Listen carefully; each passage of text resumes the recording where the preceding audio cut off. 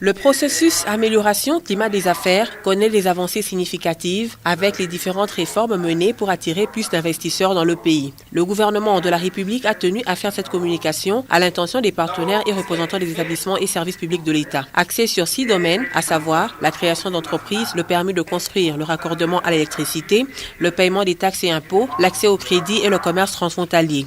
6 indicateurs qui ont produit des résultats encourageants grâce aux réformes menées dans le but de simplifier les procédures.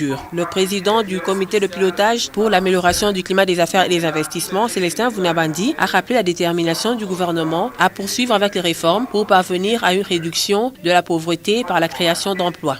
Et quelle est la finalité de ces réformes? Il s'agit de promouvoir la création des entreprises, de l'emploi et des richesses, la simplification et la facilitation de la pratique des affaires par la réduction des procédures.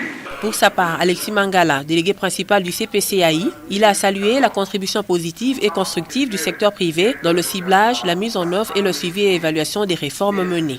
Le processus des réformes n'est pas une affaire des seuls services publics, mais de toutes les composantes de notre société. Il devrait mobiliser toutes nos énergies positives pour changer l'image de notre pays. De quoi encourager la Banque mondiale qui élabore le rapport Doing Business et accompagne la République démocratique du Congo dans ses efforts de développement. Eustache Wayoro, directeur des opérations de la Banque mondiale, en appelle à plus de communication. Pour lui, le dialogue public-privé est fondamental pour réussir le processus. La Banque mondiale est attentive aux efforts et soutient toutes les actions visant à simplifier les démarches. Actions contenues dans ces réformes initiées, publiées dans le journal officiel que lui a remis le président du CPCAI et ministre du Plan, Célestin Vunabandi.